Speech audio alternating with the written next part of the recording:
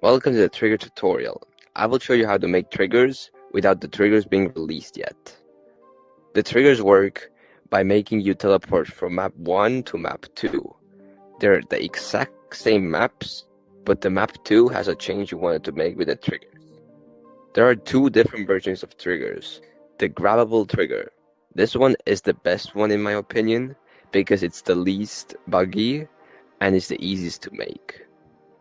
Secondly, we have the touch trigger. This one is like a 50-50 chance of actually working because you're not actually grabbing it, you're just standing on it.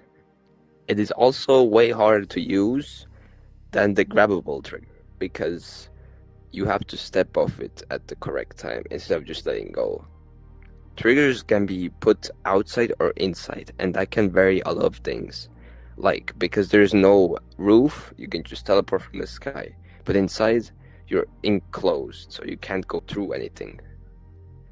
Outdoors, you can either go above the map, or if there are no walls, you can go just exactly in a straight line.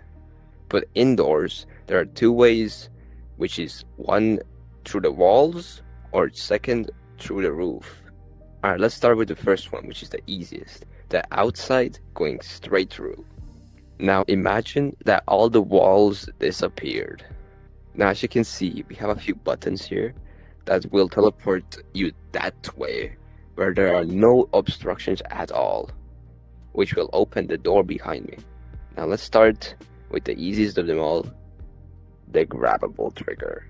Okay, so how the outside basic trigger works is I basically just teleports over a big void to a different area, which is right here where the door is open. You want to make sure that the clear line to the buttons is clear so you don't bump into any walls or anything. You want it to wait like 0.5 seconds or 1 second here and then go back and wait another 0.5 seconds so it can go back and forth. So you want to copy the wood and change the time so it waits 0.5 seconds here, then goes there, then comes back. So it's like the moment the first wood goes there, it waits here until the first wood comes back. The second wood goes there, so you can always press the button. And the way it works is that you just grab it for a little bit and then it opens. As you can see, the outside basic touch trigger has two variants you can use. You can use a instantaneous or a slow version. This one teleports you immediately there, but doesn't allow you to go back, so that doesn't really count as a trigger. It's more of like a portal. This one takes a bit more to activate, but you can also sometimes go back. Now how these work are that they're the exact same as the grabbable one.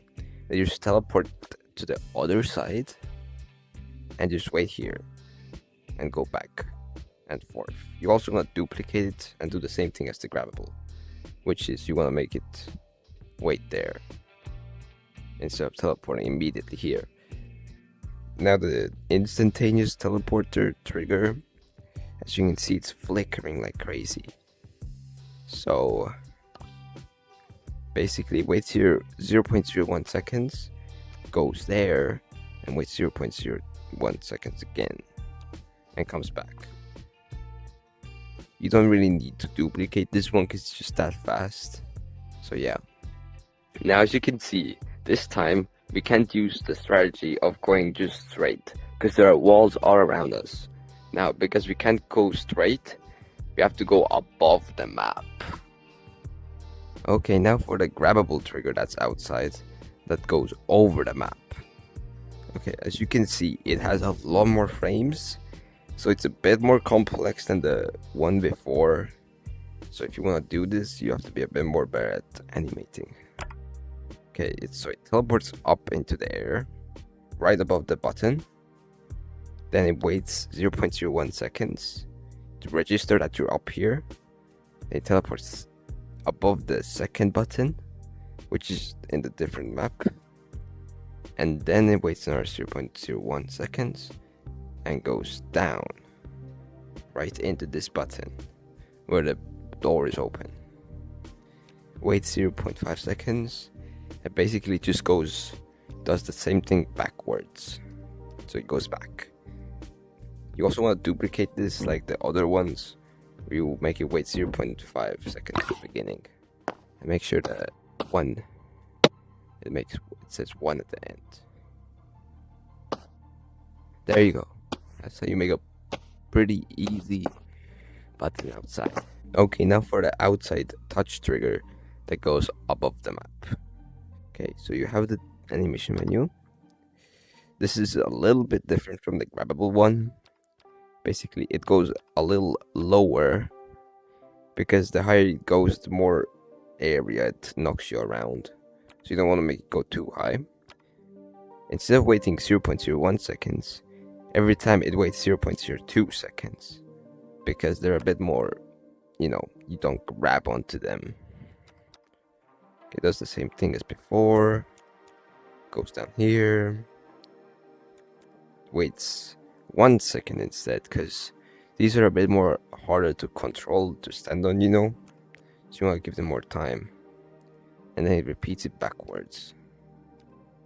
And that's how you do outside touch triggers with walls around. As you can see, it opened the door.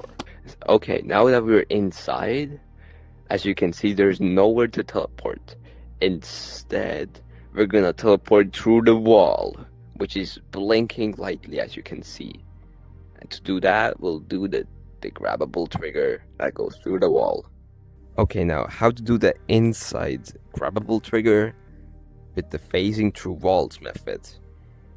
Now this is the easier way to do inside triggers, but it's way slower than the above the roof method, which we'll do later. As you can see, it teleports to the wall, pretty easy, and then teleports to the wall again. Very simple. But the hard part is the wall. It's in the way, and you have to get rid of it when this teleports. You also want to get rid of the button probably, because that can get in the way. So the moment it teleports, as you can see, it goes away, and then when it stops teleporting, you want to make it go up. Wait for the next teleport, which is 2.49 seconds, goes down. You want to wait, each time it goes away, you want to make it wait for 0.02 seconds. And it goes up, and then it goes down at the last 0.01 seconds before the sync, which is 5. So 4.99 goes down. It also stays down in the beginning, so you can go through easier. And now how this works, grab it, and you should go through the wall. As you can see, it worked. And if you want it to always work, you need to make a second version of it. Now for the easiest inside touch trigger, which is through the wall. Okay, so as you can see, teleports to the wall, and then waits here and goes back. Very simple. Duplicate it so it always works. And then we have the wall, of course, which is the same as the grabbable, which goes down, up, and then down. Very simple, If you don't know how to do it from the last one, you want to make the wall go down 0.01 seconds before it teleports and go up 0.01 seconds after it teleports. Okay, now for the hardest triggers in this video, which is through the roof triggers. We will go above the map into a different room where the roof also teleports away, which is the hardest because you have to sync the buttons with the roof. We'll start with the grabbable trigger as usual, Now the hardest one the inside grabbable trigger that goes above. Now, as you can see the skybox. So you wanna basically make the skybox the same color as the roof. So as you can see, it's a bit less visible now.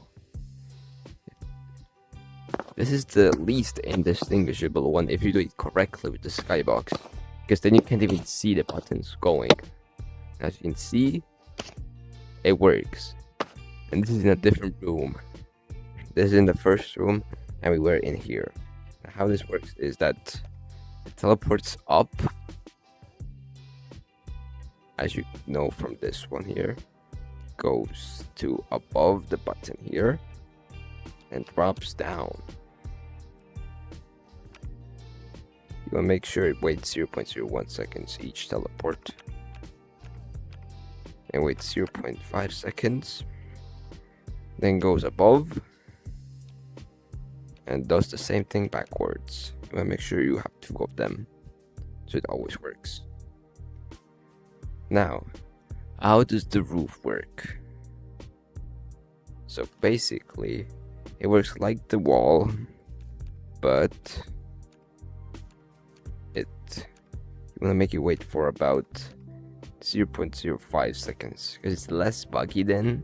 It doesn't really matter because the skybox is the same. So yeah, that's basically how it works. It basically works like the wall method, but it's going to a roof. The last one in this video, the inside touch trigger that goes above the map. Okay, now as you can see, it goes above, pretty low to the roof, then goes here. You want to make sure it waits 0.02 seconds each teleport, as you can see. Goes down, and then it waits a second because this takes a bit longer. Then goes above the map, then goes back, and just repeats what it did before. Now, if you have a touch trigger that goes to the roof, you want to make sure how much it waits away from the original position is about 0.05, because they take 0.02 seconds each teleport, so it takes longer for them to reach the second place. Now let's give it a try. As you can see, it worked, and we have reached the end of this video. Okay, now you should hopefully know every way you can use triggers. I hope to see the levels you create with them, because there aren't that many right now. So, have a good time building levels.